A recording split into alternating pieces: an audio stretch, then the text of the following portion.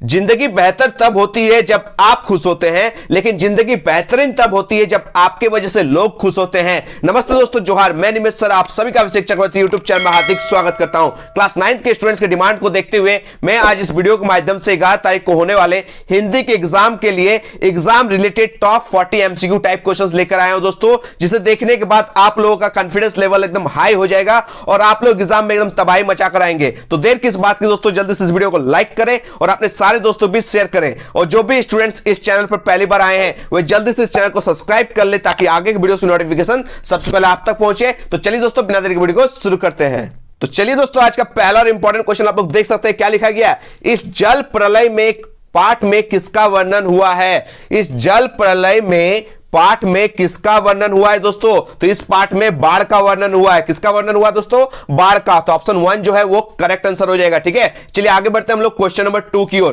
Question number 2 देख सकते हैं दोस्तों, क्या पूछा गया है कि इस जल प्रलय में किस प्रकार का पाठ है। ये जो जल प्रलय वाला जो पाठ है वो किस प्रकार का पाठ है। तो ये जो है दोस्तों ऑप्शन जो 4 है वो करेक्ट आंसर हो जाएगा दोस्तों। रिपोर्टाज क्या है दोस्तों, रिपोर्टाज पाठ है। ठीक है, रिपोर्टाज किसे कहते हैं, किसी घटना के वर्णन को कहते हैं दोस्तों। किसे कहते हैं, किसी घटना के वर्णन को कहते हैं। जैसे इस पाठ में बाढ़ का वर्णन किया गया है दोस्तों, इसलिए ये किस प्रकार का पाठ है दोस्तों, रिपोर्टाज पाठ है। याद करके जाइएगा। चलिए आगे बढ़ते हैं हम लोग क्वेश्चन नंबर 3 की ओर। क्वेश्चन नंबर 3 देख सकते हैं दोस्तों, क्या पूछा गया है। इस जल प्रलय में पाठ में पटना शहर में, किस शहर में दोस्तों, पटना शहर में किस वर्ष आई बाढ़ का वर्णन हुआ है दोस्तों। ये पटना में किस वर्ष जो बाढ़ आया था उसका वर्णन इस पाठ में किया गया दोस्तों। तो इसका करेक्ट आंसर हो जाएगा ऑप्शन 4, 1967 में जो बाढ़ आया था दोस्तों, इस जल प्रलय पाठ में वही दिखाया गया है। ठीक है, चलिए दोस्तों नेक्स्ट क्वेश्चन बढ़ते हैं। क्वेश्चन नंबर 4 क्या पूछा गया है, पकाही घाव किस इलाके क्षेत्र में हो जाता है। ठीक है, 2 बार क्वेश्चन 4 रिपीट हुआ, कोई टेंशन नहीं है, आप लोग को एक क्वेश्चन बोनस में मिल गया। ठीक है, तो पकाही घाव किस इलाके यानी क्षेत्र में हो जाता है। तो ये होता है दोस्तों बाढ़ पीड़ित क्षेत्र में, यानी ये ऑप्शन जो 2 है वो करेक्ट आंसर हो जाएगा। पकाई गांव किस क्षेत्र में होता है, बाढ़ पीड़ित क्षेत्र में होता है। इसको याद करके जाइएगा। ठीक है, चलिए आगे बढ़ते हैं हम लोग क्वेश्चन नंबर 5 की ओर। क्वेश्चन नंबर 5 देख सकते हैं, क्या पूछा गया है दोस्तों।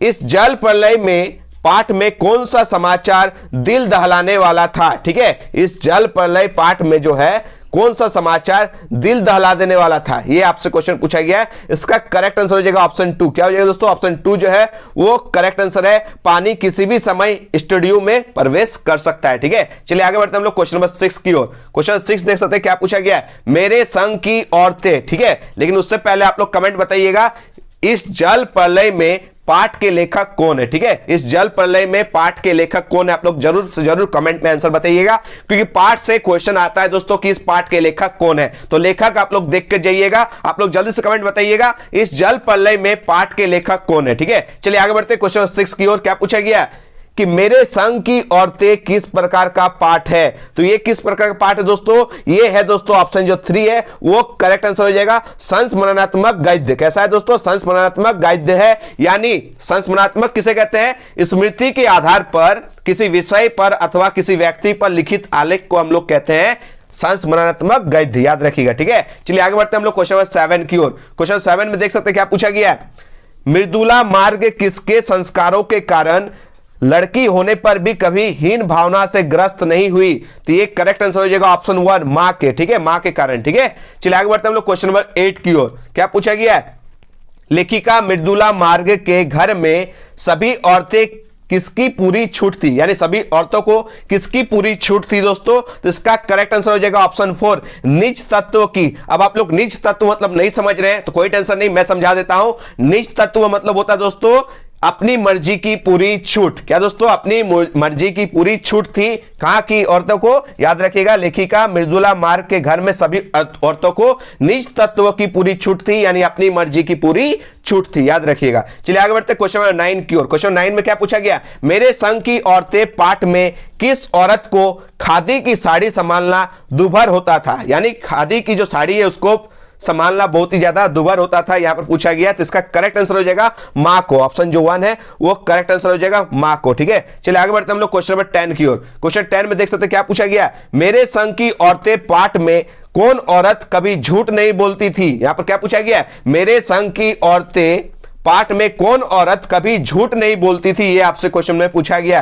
तो इसका करेक्ट आंसर हो जाएगा लेखक की मां, याद रखिएगा, लेखिका की मां, सॉरी, लेखिका की जो मां है वो कभी भी झूठ नहीं बोलती थी। ठीक है, चलिए आगे बढ़ते हैं हम लोग क्वेश्चन नंबर 11 की ओर। इससे पहले आप लोग क्वेश्चन का आंसर बताइए दोस्तों कि मेरे संग की औरतें पाठ की लेखिका का नाम क्या है, आप लोग जरूर से कमेंट में बताइएगा इसका आंसर। ठीक है, चलिए आगे बढ़ते हैं क्वेश्चन 11 की ओर। क्या पूछा गया, रीढ़ की हड्डी, देखिए और एक चैप्टर आ गया रीढ़ की हड्डी। तो रीढ़ की हड्डी पाठ का उद्देश्य क्या है, ये आपसे क्वेश्चन पूछा गया। तो इसका उद्देश्य क्या है दोस्तों, ऑप्शन जो 1 है वो करेक्ट आंसर है, नारी शिक्षा को समाज में स्थान दिलाना इस चैप्टर का, इस पाठ का उद्देश्य है। रीढ़ की हड्डी पाठ का उद्देश्य क्या है, नारी शिक्षा को समाज में स्थान दिलाना। चलिए आगे बढ़ते हैं हम लोग क्वेश्चन नंबर 12 की ओर। क्वेश्चन 12 में क्या पूछा गया दोस्तों कि रीढ़ की हड्डी एकांकी, ये क्या है दोस्तों, एक एकांकी है, याद रखिएगा। ठीक है, रीढ़ की हड्डी पाठ क्या है, एक प्रकार का एकांकी है। ठीक है, तो रीढ़ की हड्डी एकांकी का मुख्य पात्र यानी मैन स्केच कैरेक्टर कौन है दोस्तों, आप लोग बताइए। इसका मैन कैरेक्टर कौन है, उमा है। कौन है दोस्तों, उमा। ऑप्शन जो 1 है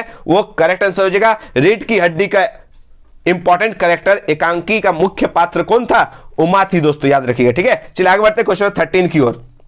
रीढ़ की हड्डी एकांकी में विवाह योग्य कन्या का नाम पूछा गया दोस्तों। तो विवाह योग्य कन्या का नाम क्या था दोस्तों, आप सभी पता है, इसका भी करेक्ट आंसर हो जाएगा उमा। ऑप्शन जो 2 है वो करेक्ट आंसर हो जाएगा। चलिए आगे बढ़ते हैं हम लोग क्वेश्चन नंबर 14 की ओर। क्या पूछा गया, देख सकते हैं क्वेश्चन नंबर 14 में कि रीढ़ की हड्डी एकांकी, क्या पूछा गया, रीढ़ की हड्डी एकांकी की उमा का वास्तविक योग्यता यानी क्वालिफिकेशन, कितना दूर पढ़ी लिखी थी उमा, ये आपसे क्वेश्चन पूछा गया है। तो रीढ़ की हड्डी एकांकी में उमा की योग्यता पूछा गया, वास्तविक जो रियल है, बताया गया वो नहीं, जो रियल है वो कहां तक पढ़ी लिखी है वो आपसे पूछा गया है। तो वो पढ़ी लिखी गई है, कितना दूर पढ़ी है दोस्तों, ऑप्शन जो 3 है वो करेक्ट आंसर हो जाएगा, बीए तक पढ़ी है। लेकिन उनके पिता कितना दूर बताते हैं ये आप लोग कमेंट में जरूर बताइएगा। ठीक है, चलिए आगे बढ़ते हैं हम लोग क्वेश्चन 15 की ओर। क्वेश्चन 15 में देख सकते हैं क्या पूछा गया, रीढ़ की हड्डी एकांकी में उमा की मां का नाम पूछा गया। किनका नाम पूछा गया, उमा की मां का नाम क्या था दोस्तों, तो याद रखिएगा ऑप्शन जो 3 है वो करेक्ट आंसर हो जाएगा, प्रेमा था। उमा का मां का नाम क्या था दोस्तों, उमा की मां का नाम था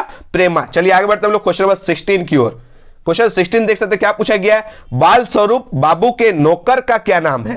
बाल स्वरूप बाबू के नौकर का क्या नाम है दोस्तों, तो आप सभी पता है, इसका करेक्ट आंसर हो जाएगा ऑप्शन 4 रतन। ठीक है, याद रखिएगा। आप लोग लास्ट में बताइएगा कि आप लोग कितना जानते हैं आंसर। ठीक है, मैं 40 क्वेश्चंस पूछ रहा हूं, आप लोग 40 में कितना आंसर जानते हैं आप लोग लास्ट में कमेंट में जरूर बताइएगा। चलिए आगे बढ़ते क्वेश्चन 17 की ओर। क्या पूछा गया दोस्तों, गोपाल प्रसाद के पुत्र का क्या नाम था, बहुत ही इंपॉर्टेंट क्वेश्चन है। गोपाल प्रसाद के पुत्र का क्या नाम था दोस्तों, तो आप सभी को पता है इसका नाम था शंकर। क्या हो जाएगा, ऑप्शन जो 1 है वो करेक्ट आंसर हो जाएगा, Shankar is the correct answer. चलिए आगे बढ़ते हैं क्वेश्चन 18 की ओर। गोपाल प्रसाद विवाह को क्या मानते थे, गोपाल प्रसाद विवाह को क्या मानते थे दोस्तों, एक टाइप का बिजनेस मानते थे, व्यापार मानते थे। ऑप्शन जो 3 है वो करेक्ट आंसर हो जाएगा। चलिए आगे बढ़ते क्वेश्चन 19 की ओर। क्वेश्चन 19 में क्या पूछा गया दोस्तों, रीढ़ की हड्डी एकांकी में विवाह योग्य लड़का का नाम क्या है। तो रीढ़ की हड्डी में विवाह योग्य लड़की का नाम तो आप सभी पता है उमा, लेकिन यहां पे पूछा गया विवाह योग्य लड़का का नाम क्या है। तो आप सभी पता है इसका करेक्ट आंसर क्या हो जाएगा दोस्तों, इसका करेक्ट आंसर हो जाएगा ऑप्शन 2 शंकर। क्या हो जाएगा, Shankar is the correct answer. चलिए आगे बढ़ते हैं क्वेश्चन 20 की ओर। क्वेश्चन 20 में क्या पूछा गया, उमा क्या लेकर लड़के वालों के पास आती है। उमा जो है वो क्या लेकर लड़के के पास आती है, लड़कों वालों के पास आती है, तो वो लेकर आती है पान की तस्तरी। ऑप्शन जो 2 है वो करेक्ट आंसर हो जाएगा। ठीक है, अब आप लोग कमेंट बताइए कितने बच्चे चाहते हैं कि इंग्लिश ग्रामर में आप लोगों का हेल्प करूं। ठीक है, कितने बच्चे चाहते हैं इंग्लिश ग्रामर का वीडियोस में बनाऊं, आप लोग कमेंट बताइए। अगर आप लोग चाहते तो मैं जरूर बनाऊंगा। ठीक है, आप लोग इंग्लिश में क्या क्या चीज में आपको प्रॉब्लम होती है आप लोग कमेंट बताइएगा।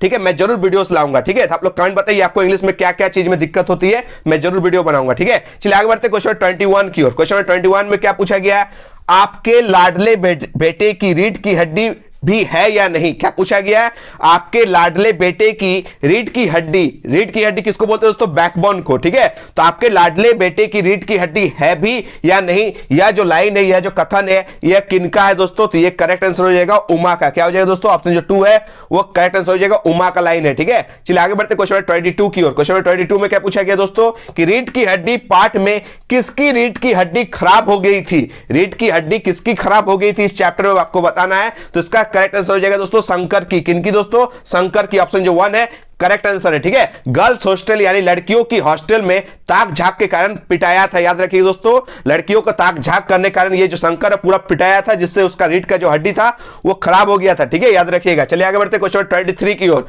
क्वेश्चन 23 देख सकते हैं क्या पूछा गया। एक हमारा जमाना था। क्या पूछा गया? एक हमारा जमाना था।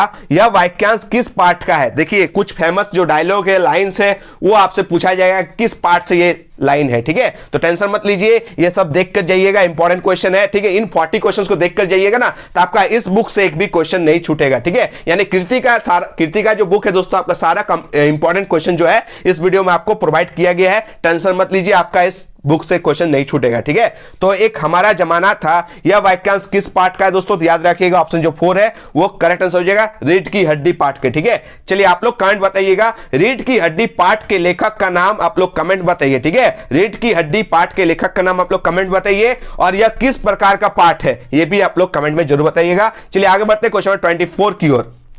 माटी वाली पार्ट के लेखक का नाम क्या है? तो माटी वाली दोस्तों एक नाटी कद की थी, नाटी वाली थी, माटी वाली, नाटी वाली, इस तरह करके आपको नाटी कहां देखने को मिलता है? यहां पर देखिए, नोटियाल माने नाटी, नोटियाल माने नाटी, इस तरह रिलेट करके माटी वाली, नाटी वाली करके आप लोग ऑप्शन जो 1 है उसको टिक कर सकते हैं, याद रख सकते हैं। Vidyasagar Nautiyal is the correct answer. माटी वाली पार्ट के लेखक का नाम क्या है? विद्यासागर नौटियाल। ठीक है, चलिए आगे बढ़ते क्वेश्चन 25 की ओर। क्वेश्चन 25 में क्या पूछा गया है? माटी वाली किस प्रकार का पार्ट है? देखिए पार्ट के लेखक का नाम करके जाइएगा, और वो किस प्रकार का पार्ट है ये भी आप लोग करके जाइएगा, ऐसा क्वेश्चन देखने को मिलता है। ठीक है, तो माटी वाली किस प्रकार का पार्ट है दोस्तों? तो आप सही पता ये एक कहानी है, ऑप्शन जो 1 है वो करेक्ट आंसर हो जाएगा, ये कहानी है। ठीक है, चलिए आगे बढ़ते हैं हम लोग नेक्स्ट क्वेश्चन की ओर। क्वेश्चन नंबर 26 क्या पूछा गया है कि माटी वाली पार्ट में किस समस्या को उठाया गया है? एक समस्या को दिखाया गया दोस्तों, वो है विस्थापन की समस्या। ऑप्शन जो 3 है दोस्तों वो करेक्ट आंसर हो जाएगा। विस्थापन किसको बोलते हैं दोस्तों? एक जगह पर आप रहते हैं, ठीक है, किसी सरकारी प्रोजेक्ट कारण आपको ये जगह खाली कर आपको किसी कोने में फेंक देगा, यानी रहने को विवश किया जाएगा, तो वो कहते हैं विस्थापन, यानी एक जगह से दूसरी जगह शिफ्ट करने को हम लोग बोलते हैं विस्थापन। ठीक है, चलिए आगे बढ़ते हैं हम लोग क्वेश्चन नंबर 27 की ओर। क्या पूछा गया दोस्तों? माटी वाली पार्ट में किस शहर का वर्णन हुआ है? बहुत ही इंपॉर्टेंट क्वेश्चन है। ये जो शहर है माटी वाली पार्ट में किस शहर का वर्णन हुआ? टिहरी। देखिए डिहरी भी दिया हुआ, टिहरी भी दिया हुआ, यहां पर कंफ्यूज नहीं होना है, टिहरी याद रखिएगा, ऑप्शन जो 2 है वो करेक्ट आंसर हो जाएगा। चलिए आगे बढ़ते हैं क्वेश्चन नंबर 28 की ओर। क्वेश्चन 28 में क्या पूछा गया है? माटी वाली माटी कहां से लाती है? तो माटी वाली माटी कहां से लाएगी? माटा खान से लाएगी। ठीक है, ऑप्शन जो 3 है वो करेक्ट आंसर हो जाएगा। वो माटी किस टाइप की मिट्टी होती है दोस्तों? आप लोग कमेंट बताइएगा, लाल मिट्टी, काली मिट्टी, पीली मिट्टी, हरा मिट्टी, आप लोग कमेंट बताइएगा। ठीक है, चलिए आगे बढ़ते क्वेश्चन 29 की ओर। क्वेश्चन 29 में क्या पूछा गया दोस्तों? किसके पास अपने अच्छे या बुरे भाग्य के बारे में सोचने का वक्त नहीं था, समय नहीं था। ठीक है, किसके पास, क्वेश्चन में क्या पूछा गया? किसके पास अपने अच्छे या बुरे भाग्य के बारे में सोचने का टाइम नहीं था? तो इसका करेक्ट आंसर क्या हो जाएगा दोस्तों? ऑप्शन जो 1 है, माटी वाली के पास एकदम भी टाइम नहीं था। ठीक है, चलिए आगे बढ़ते क्वेश्चन 30 की ओर। क्या पूछा गया? माटी वाली ने 2 रोटियों में से एक रोटी क्यों छिपाई? तो याद रखिएगा किनके लिए छिपाया था दोस्तों? अपने पति के लिए, अपने बूढ़े बीमार पति के लिए। ऑप्शन जो 4 है वो करेक्ट आंसर हो जाएगा। यदि आपसे पूछेगा कि माटी वाली के घर में और कौन कौन रहते हैं, तो माटी वाली के घर में अपने एक बूढ़े पति, बीमार पति रहते हैं, जो इस दुनिया में अब नहीं रहे, वो भी इस दुनिया से चले जाते हैं, याद रखिएगा। ठीक है, चलिए आगे बढ़ते क्वेश्चन 31 की ओर। क्वेश्चन 31 में क्या पूछा गया आप लोग देख सकते हैं दोस्तों? माटी वाली के पास निजी संपत्ति क्या है? ठीक है, निजी संपत्ति यानी माटी वाली के पास क्या संपत्ति है, निजी संपत्ति क्या है दोस्तों?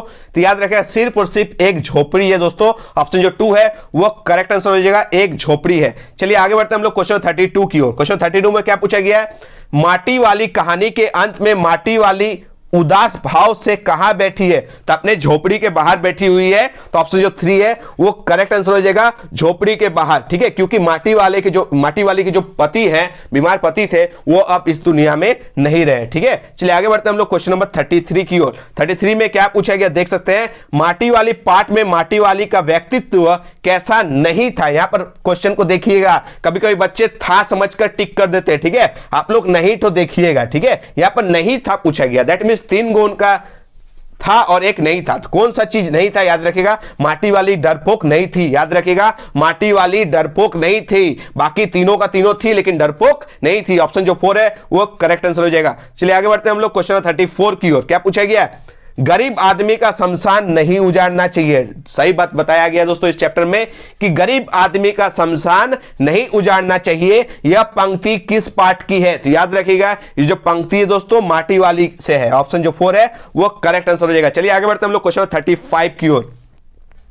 क्या पूछा गया? बहुत ही इंपॉर्टेंट क्वेश्चन है। भूख मीठी की भोजन मीठा। चलिए आप लोग बताइए, भूख मीठी होती है या भोजन मीठा होता है? कमेंट बताइएगा, ठीक है। मान लीजिए तो हम लोग पूरा खाना खाकर आए हैं, ठीक है, 10 दिन से पूरा मीठा और मीठ खा रहे हैं, तो आपको 11वां दिन मीठा और मीठ देंगे, आपको अच्छा लगेगा? नहीं ना। और पूरा पेट भरा हुआ है, आपको घर में अच्छा अच्छा पकवान मिल रहा है, लेकिन आप दोस्त के घर से पूरा अच्छा अच्छा खाना खाकर आए हैं, तो आपको घर वाला खाना अच्छा लगेगा? नहीं ना। और अगर आप लोग पूरा भूखे स्कूल से आ रहे हैं, एकदम एग्जाम देकर आ रहे हैं, पूरा भूखे प्यासे हैं, और आपको घर में अच्छा अच्छा पकवान देखने को मिलता था, आप तो टूट पड़ेंगे, पूरा खाएंगे ना। तो याद रखिएगा, भोजन मीठा हो या ना हो, भूख बहुत मीठी होती है। अब भूख मीठा जैसे ही हो गया तो आपको भोजन बहुत ज्यादा मीठा लगेगा, चाहे जैसा भी भोजन आपको बहुत अच्छा लगेगा, ठीक है। तो सही बात है दोस्तों कि भूख मीठी कि भोजन मीठा, यह पंक्ति जो है वो किस पाठ की है? तो याद रखिएगा दोस्तों ऑप्शन जो 3 है वो करेक्ट आंसर हो जाएगा, माटी वाली पाठ का लाइन है, ठीक है। चलिए आगे बढ़ेंगे हम लोग क्वेश्चन नंबर 36 की ओर। क्वेश्चन 36 में क्या पूछा गया है कि किस तरह आखिरकार मैं हिंदी में आया? क्या है चैप्टर का नाम देख सकते हैं, किस तरह आखिरकार मैं हिंदी में आया। पाठ के लेखक कौन है? तो याद रखिए दोस्तों इसका जो करेक्ट आंसर हो जाएगा वो हो जाएगा शमशेर बहादुर सिंह। क्या हो जाएगा? ऑप्शन जो 3 है वो करेक्ट आंसर हो जाएगा, शमशेर बहादुर सिंह। चलिए आगे बढ़ते हैं हम लोग क्वेश्चन नंबर 37 की ओर। क्वेश्चन 37 में देख सकते हैं क्या पूछा गया है, शमशेर बहादुर सिंह को हिंदी की और मुख्य रूप से किसने मोड़ा? ठीक है, क्या पूछा गया कि शमशेर बहादुर सिंह को हिंदी की ओर मुख्य रूप से किसने मोड़ा? तो याद रखिएगा हरिवंश राय बच्चन ने। ऑप्शन जो 4 है वो करेक्ट आंसर हो जाएगा। चलिए आगे बढ़ते हैं हम लोग क्वेश्चन 38 की ओर। क्वेश्चन 38 में क्या पूछा गया दोस्तों, देख सकते हैं उकील आर्ट स्कूल, ठीक है, यहां पर लाइन को अच्छे से देखिएगा, स्पेलिंग को, यहां पर उकील लिखा हुआ है, ठीक है। उकील आर्ट स्कूल का नाम किसने सुन रखा था? ये आपसे क्वेश्चन पूछा गया 38 में। इसका करेक्ट आंसर हो जाएगा शमशेर बहादुर सिंह ने। किसने दोस्तों? शमशेर बहादुर सिंह ने। चलिए आगे बढ़ते हैं हम लोग क्वेश्चन 39 की ओर। देखिए आ गया कि शुरू में लेखक शमशेर बहादुर सिंह दिल्ली में रहकर किस आर्ट स्कूल में दाखिला मींस एडमिशन लेकर पेंटिंग सीखने लगे? तो याद रखिए, देखिए उकील आर्ट स्कूल, इसको हम अच्छे से बोले थे, स्पेलिंग को देख लीजिएगा, क्योंकि यहां पर वकील के बाद वकील लिख दिया, अकील लिख दिया, शकील लिख दिया है, लेकिन आप लोग स्पेलिंग को अच्छे से देख के जाइएगा। उकील आर्ट स्कूल में दाखिला लिए थे, एडमिशन लिए थे, ठीक है। चलिए आज का लास्ट और अंतिम क्वेश्चन हम लोग देखेंगे, क्वेश्चन नंबर 40, ठीक है। देख सकते हैं क्या पूछा गया कि किस तरह आखिरकार में हिंदी में आया, यह किस प्रकार की पाठ है? तो यह किस प्रकार की पाठ है दोस्तों? यह एक निबंध है, वो भी ललित निबंध, याद रख के जाइएगा, ललित निबंध है, याद रखिएगा। ऑप्शन जो 3 है वो करेक्ट आंसर है। चलिए आप लोग ईमानदारी से बताइए कि आप लोग 40 में, सॉरी एक क्वेश्चन मैं आप लोगों को एक्स्ट्रा दिया था, ठीक है, यानी टोटल क्वेश्चन हो गया 41। तो आप लोग 41 में कितना क्वेश्चंस का आंसर जानते थे? आप लोग ईमानदारी से कमेंट बताइएगा, ठीक है। तो आशा करते हैं दोस्तों आज का ये वीडियो आप लोगों को पसंद आया। अगर ये वीडियो थोड़ी सी भी हेल्पफुल लगी तो प्लीज इस वीडियो को ज्यादा से ज्यादा दोस्तों को शेयर करें, लाइक करें और एक प्यारा सा कमेंट करें। और जो भी स्टूडेंट्स इस चैनल को सब्सक्राइब नहीं किए वो जल्दी से कर लीजिए, क्योंकि आगे भी एक से एक वीडियो आएगा 9 का, टेंशन मत लीजिए। और 10 का तैयारी तो धुआंधार तरीके से करवाया जाएगा इस चैनल के माध्यम से। तब तक मिलते दोस्तों एक नए वीडियो में। धन्यवाद, जय हिंद, वंदे मातरम।